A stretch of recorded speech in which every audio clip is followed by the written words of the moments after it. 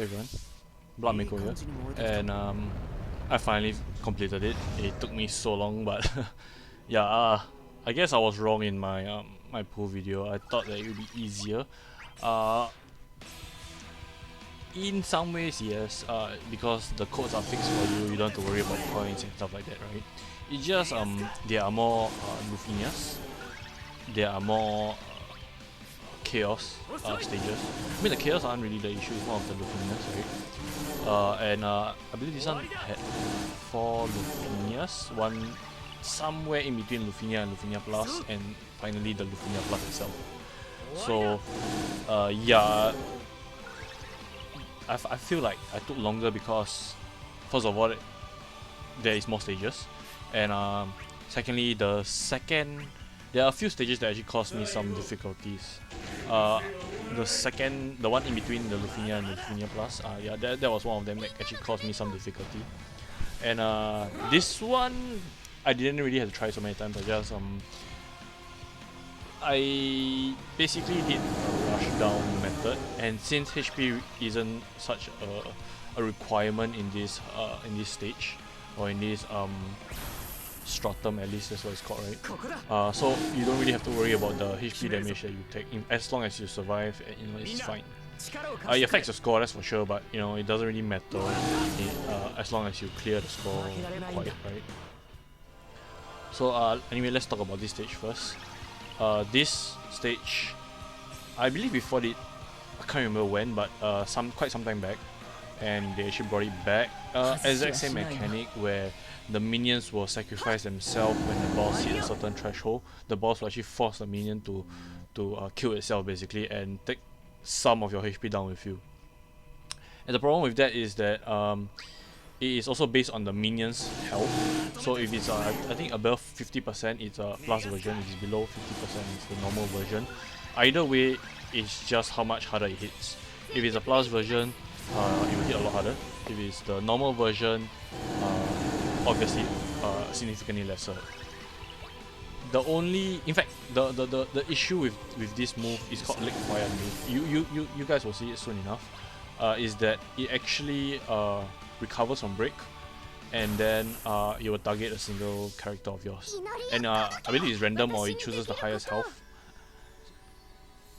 Actually no, I don't think it's the highest health, so it's totally random, because one hit Noctis and one hit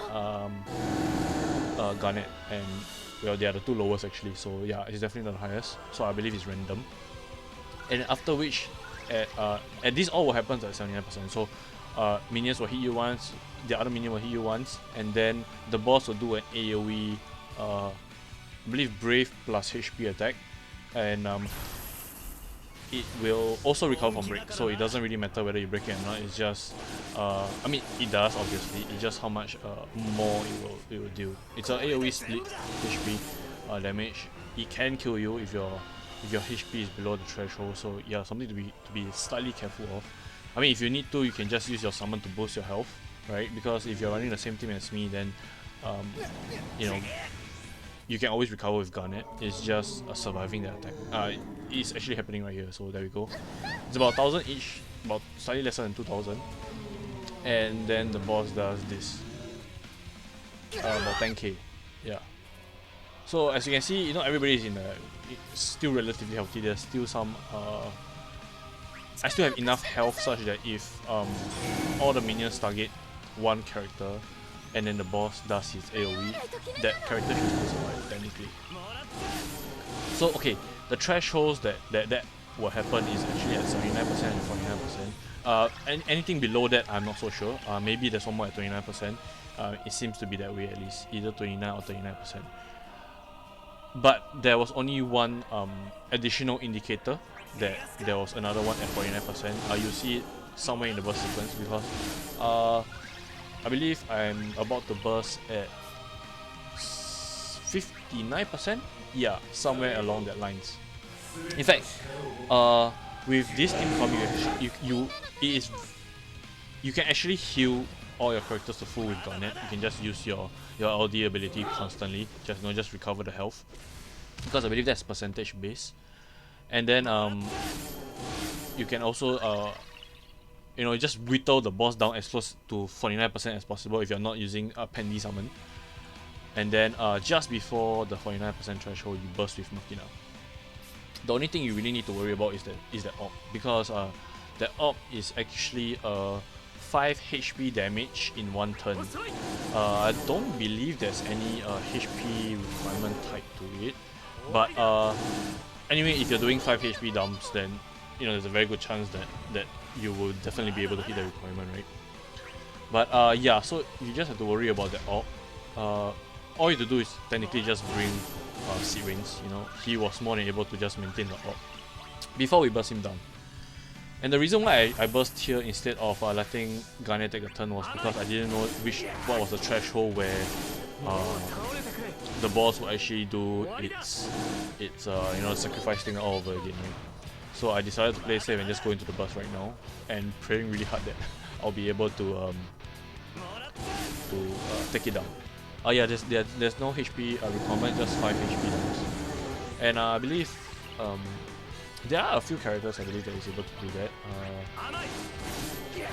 Seed Rains is able to do it because of his follow-up attacks, so he is also viable for this stage. Well,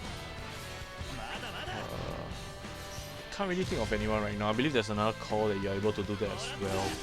Hold on, let me take a look.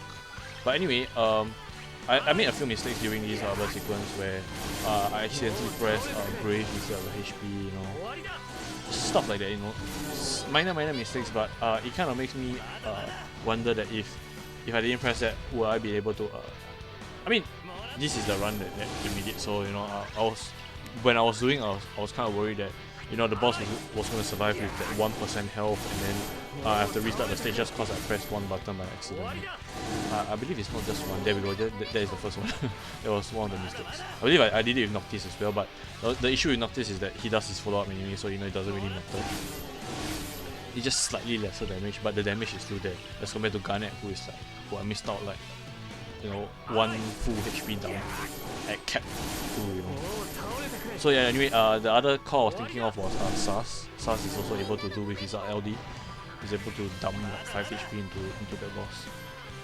Not really sure whether follow-up attacks, you know, stuff like that all counts towards that 5 HP dumps, because they didn't specify if it's going to be one character or multiple characters, but all in one turn. So you know, not exactly sure. I guess it's multiple characters because Seed Rains works, right? Because if you count properly, that is actually 5, exactly 5. If you're just doing a normal HP attack, so you got Seed Rains first HP dump, your attack, your Seed Rains HP dump, your 2 attacks followed by his 2 follow-ups after that. So anyway, this stage is over. The minute I started hitting the overkill on the boss, I'm in the clear, right? And this is part 6. I'm also going to add in part 5 in this video because that was actually the stage I was actually having difficulty with. For some reason, I kept thinking that whoever I used for in that stage, it will be locked out for the Lufinia as well. This is the stage I'm talking about, part 5.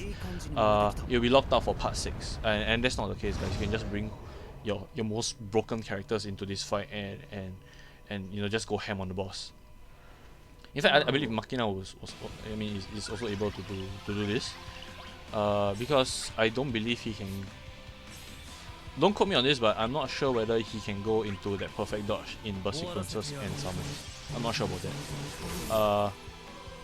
Should have tested it, that's for sure, but not exactly sure. That could be one way to avoid his dodges, because he does that every time. In fact, I brought Aggress to try and avoid that perfect dodge thing, but every single time I wanted to put that on, I just failed basically, because he would take a turn, or Aggress turn wasn't up, and I couldn't apply that confuse on him. And it doesn't have to be confused, it can be stuns, as long as it's up when he does his instantaneous turn. And this fight is very annoying because initially I brought in Seed Rains, Selfie, and Struggle to meet the requirement, because again I was thinking that whoever I pick for this stage will be locked out in the Lufinia Plus. So I actually brought that team. Actually, it was doing really well until the op disappeared at 59%. Or was it 79%? Let me take a loop. I believe it's maybe 79%. And the reason why I say that is because let me take a look at this first. Yes, it cancels at 79%. So at 79%, op disappears, but the boss becomes immune to launches. And that's so annoying because you see range, he can't do anything without launching, right? So struggled a bit and then decided that, you know what, screw it. I'm just gonna have to reform my party. And then I was thinking to myself, wait, it doesn't make sense that I'll be locked out for this, right? Because normally Lufinia pluses, we don't really have that kind of restriction. In fact, it was only the most recent event that we had that restriction where if you do a perfect clear, then your characters will be locked out. So I was like, you know what, never mind, I'm just gonna bring Noctis and Garnet for this, because those were the two I was actually planning for the Lufinia plus actually. So yeah, brought the two of them, and as you can see, the op is getting really low. It's a little op, by the way. 2 turns, so I need to do the damage right here, and that's 250 damage done in the air. By the way, in the air, it has to be in the air. It doesn't count the damage when you use to launch. So that's why Noctis cannot launch, or rather Noctis can launch, but it doesn't increase the op because you're not doing 250,000 damage in the air. And yeah, I mean, how much it goes up, it doesn't really matter. All I have to do is just refresh the op, right? The other call was more of a backup, you know, in case the op is up again and I need I need seed range to do the damage. And that's when I realized something. After the op disappears, the boss just becomes immune to all. There we go. That was the only one that I managed to do where he doesn't resummon the ads. That was the only one. He resummoned twice after this, and twice I couldn't stop it. So like coming back to what I was saying, yeah, he becomes launch immune to from here onwards. So do not bring any launch character. They are trying to sell you Kais right here.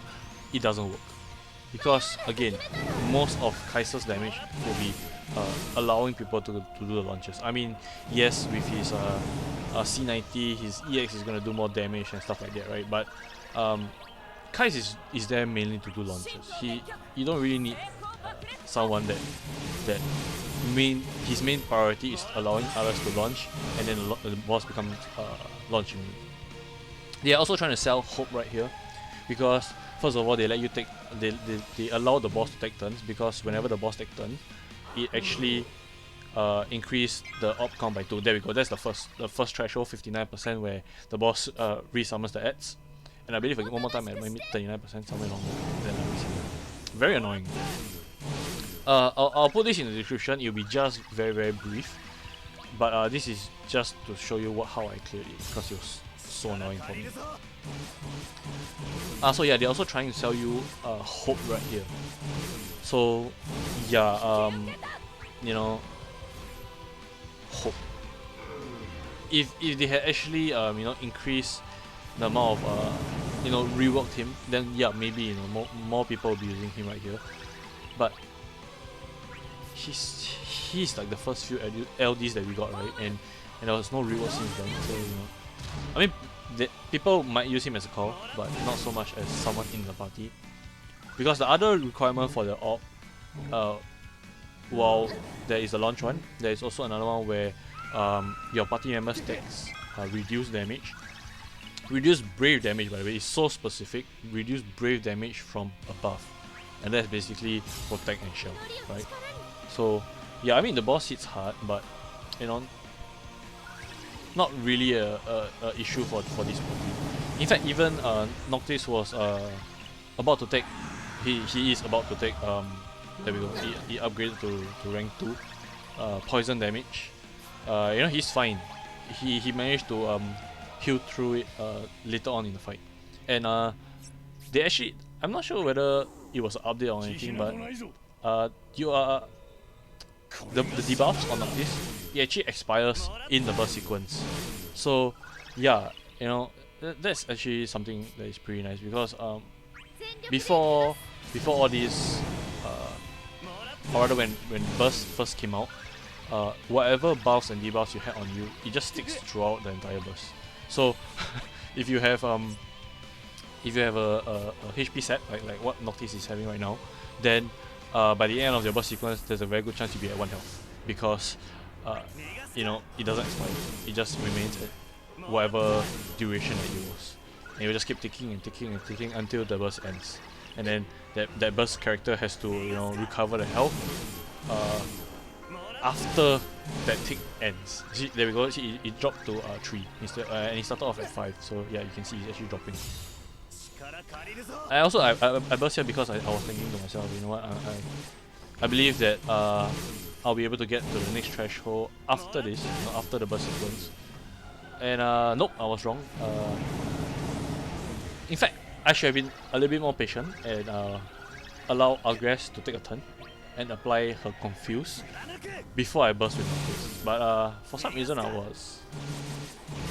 wasn't thinking very well right here, right? As everybody can tell, obviously, right?